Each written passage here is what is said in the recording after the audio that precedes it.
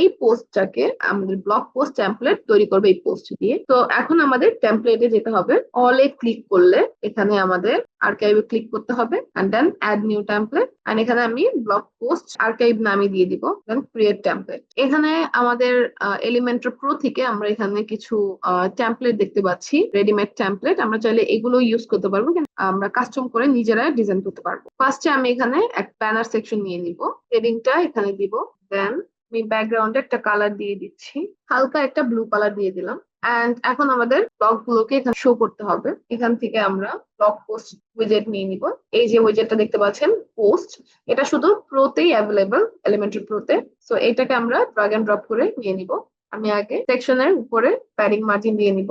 আমরা স্ক্রিন থেকে parts choose করে নিব, অথর ইমেজটা অফ করে দিব, এন্ড বাকি সব ঠিক আছে।